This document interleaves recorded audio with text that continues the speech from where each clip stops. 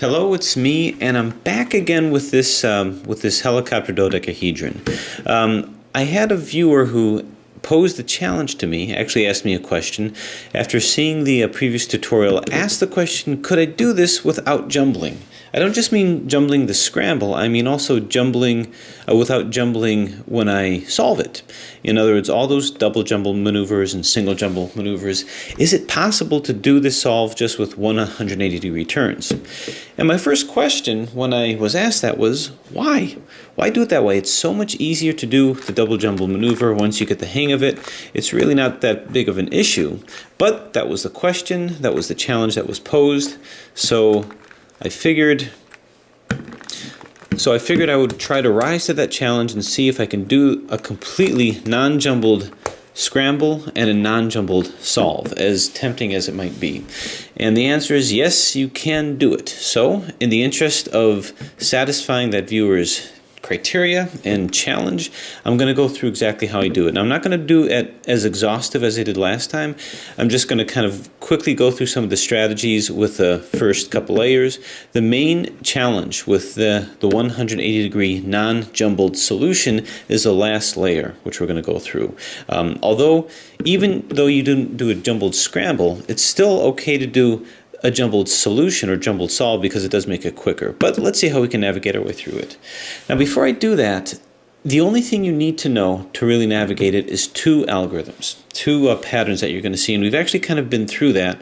But just for the sake of completeness, so that we can guide our way through, especially that last layer, is you have the algorithm that basically holds this steady and then rotates these over here.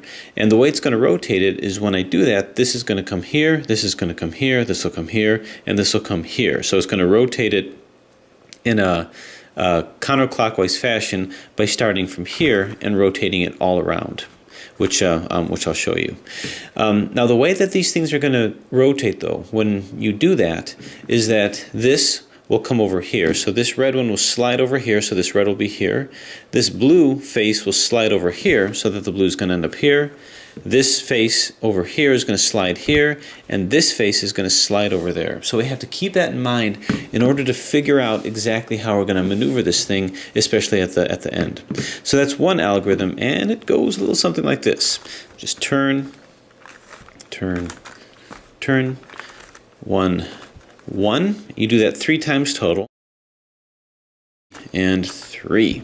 So this keeps this exactly the way it is. And this green, silver, and red plopped over to here. Now notice the red slid over here. This blue, green, and red went over here, with the blue sliding over to here. And this piece slid over to here. And this piece slid over to here. So basically that's how all of these guys are in sync.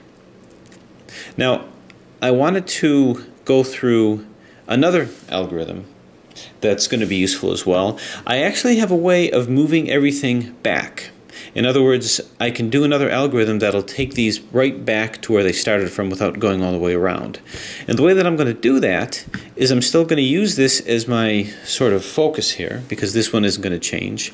I'm going to rotate this like this, and rotate this like this. Do 180-degree turns surrounding this one that's over here. And when you think about it, this piece is going to end up here, which actually brings it back over here. So the overall effect is this ends up back over here. So let's see how that works. We do the same thing 3 times. 3. Then after having done that, we turn these back. So consider what happened. Basically, this did return to here, but it returned it in kind of a falsely rotated way. So these did return back, but now they kind of returned out of sync a little bit. As you can see, this is in, but it's kind of rotated, and these are rotated as well. So the green, silver, and red is here, but it's rotated. But that is something that'll bring the pieces back, but in a rotated fashion. So if I needed to put these in over here, this to come here, this to come here, but I see they're not rotated quite right, I could bring it back and then rotate it in. So I could do that in this case and then rotate it in until it gets solved.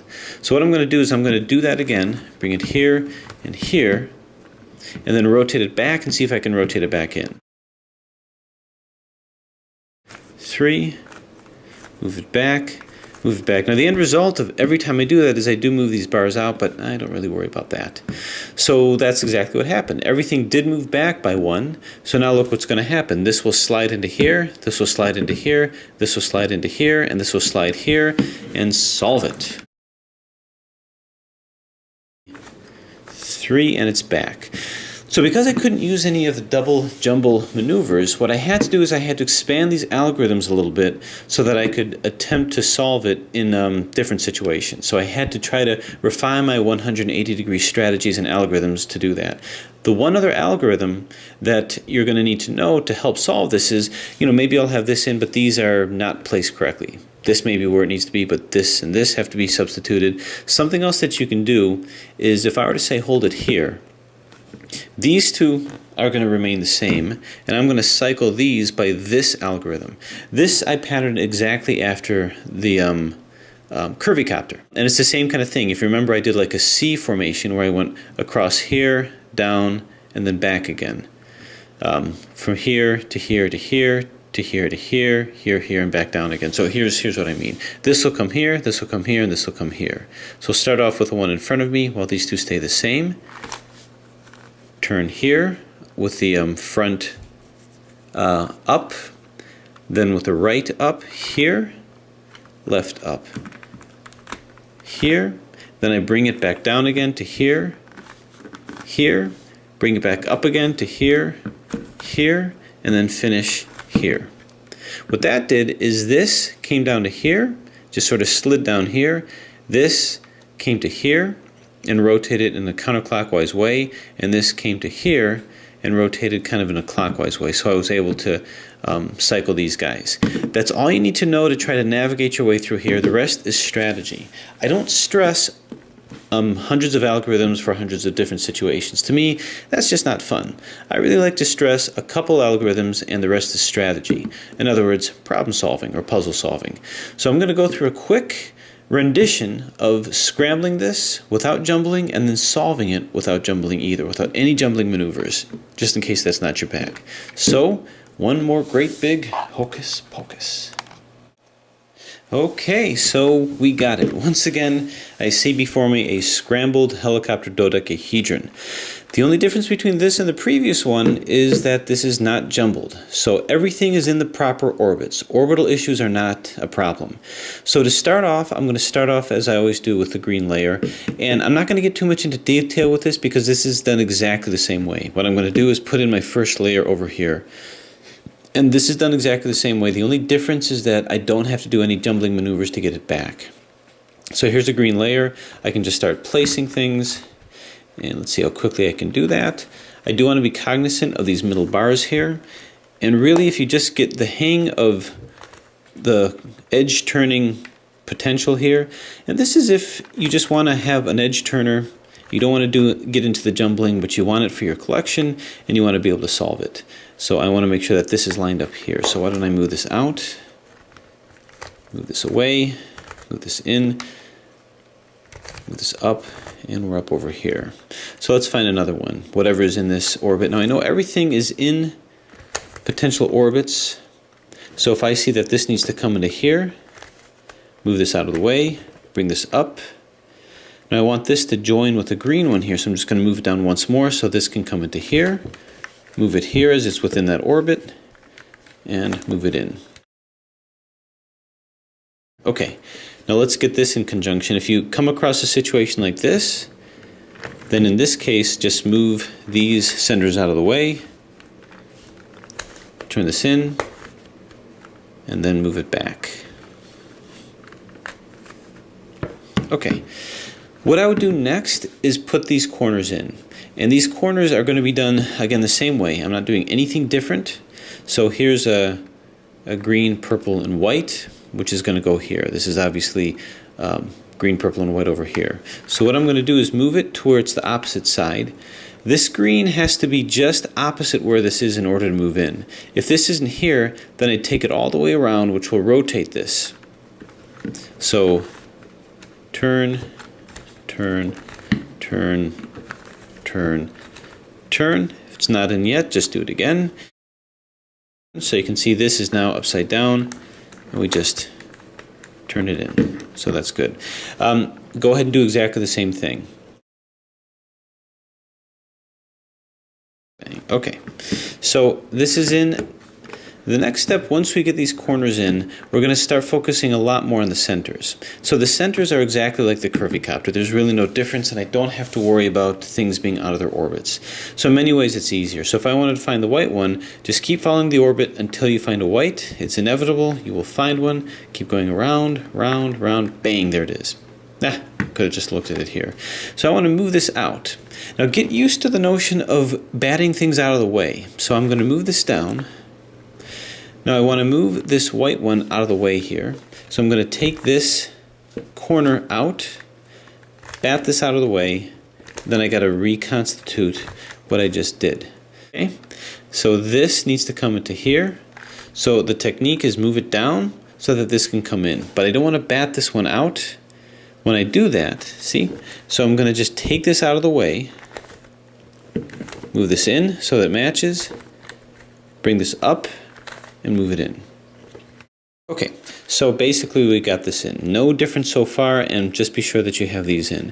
Now here's what I would do with the next step. The way that I'm going to do that is I'm going to put in the rest of my centers here on this level, and then I'm going to put in these 3 sets of centers on each side on these levels. I'm going to save the last level. The corners I'm going to be able to put in pretty easily once I put the centers in and lock them in. So let's start off with pink. Well, here's a pink one here, and again, this has to go here. So it's just a matter of taking it out of the way, moving it into position, putting it in, and bringing it down. All right, might as well pursue these guys here. All pink on deck. So let's just start moving pinks in. Okay, this guy is going to come here. So turn. So these are not the hard steps yet. It's really just more assembling than solving at this point. Here's my other pink. As we continue the process of assembly, turn, turn. Not that it's not fun. Okay, now remember I want to coordinate it right with this. So this is actually going to go here now. Then I'm going to move this one out of the way, turn this like so, and turn it in. So you'll get the hang of it as you're doing it, this non-jumbled maneuvers here. All right, now the next step is I'm going to get the 3 on each of these sides and not worry about sort of this last layer yet. So we can do the cream colored here. We'll just start moving things. I would recommend doing this first before moving to these sides here.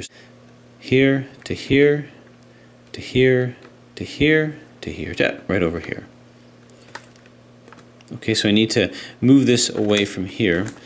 I know I'm going to be cutting in on this territory, but I can construct that back. I just have to keep moving this out and out, out, out. And now this is going to come here, this will come here, and this will come in. So that's in. Now let's very quickly reconstruct all of this back.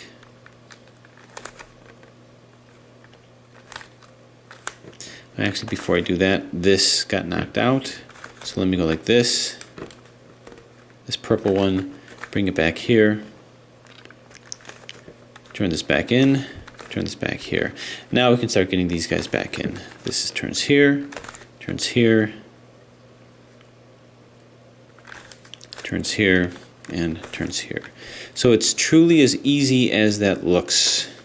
All right, then now I want to get these guys in. This is already coordinated with this bar, so I just turn it in like that. This is another reason why you don't get these in yet, because it's just going to make things really complicated. So what goes into here? Trace it up right over here. So turn, turn, and then turn this in to accept this one. So turn, this will come down to here, turn, and bring it in. So now we've got all these. I don't worry about this yet. I'm not there yet. So these are in. Now I do this orange. So what do we have? In, in. So now what I want to do is I'm going to save my last layer for the last, and I'm going to start working on these kind of like I do with a Megamix. So what I'm going to do is I'm going to start putting these, the closest corners to this edge. Now my technique with doing this is going to be a zigzag 180-degree technique, because surrounding each corner are centers. And with each zigzag turn, I'm going to be peeling away from various centers in order to place something in conjunction with these guys. Now, when I peel it away, I can move it from here, or I can move it from here. Doesn't really matter. But let's go ahead and find it first so I can show you what I mean. Pink, white, and blue, right over here. So let's take this out of the picture. Turn it here, turn it here, tumble with it so that we can move this out of the way, and now just kind of move this back from whence we took it. So this is taken out, now we got to put it here. So it's way out over here, and that's kind of where we want it. Let's go ahead and do this side. So take it away from this center, the pink. Now we take it away from the blue, and only the white is left standing. So I'm going to move this over here. Now I can't move this in without affecting this, so I got to move this over one here. Move this again. So I want to move this into here, but you can see it doesn't match. It should be the white one that's here. So what I'm going to do is I have to roll this around until I get the white one rotated here. But I don't want this one to be in the way. So let's carefully move this back to where we had it before. We have to take this out of the top layer. I believe we were here, and just for the purpose of keep that here. So I'm going to roll this around until this white one is over here, and then we'll do it again. So turn, turn, turn, turn, and turn. So that's fine. Now let's move this back. Turn, turn. So now we have the white one here. Roll with the white one. It's going to be twice, and now we can move this white one into here. So we'll do it. This is turned into here, and then we roll with it back. Reconstructing it, and now that's in. Okay, so good, good. How about this one? White, purple, and cream right over here. So let's move this all the way over here. So we know from experience this has to be here, so let's go ahead and move this up. Take it away from this purple, take it away from the cream, roll with the white. Turn, turn, and now the white one is properly coordinated. Turn it in, and now I construct it back. Turn, turn, we had to roll with it twice. Now we bring this back down so this coincides with it, and move it in. Okay, so we're looking good. So now these corners are all placed. This one is going to do a similar zigzagging motion, but it's not going to be as in depth. Let's start with this one here. So after doing this, take a look and make sure you didn't put any of these out. Sometimes you do. You'll find that now these are locked in, so it's easy to put the centers back in. Here, blue, white, and cream. It's right over here. Take it up, taking it away from the white, taking it away from the blue, turn it here, roll with it until you can isolate the corner, namely this, turn it in. So now we're where we need to be. Roll with it back until the blue coincides here. So now you see this is all fine, turn it in, and we're good.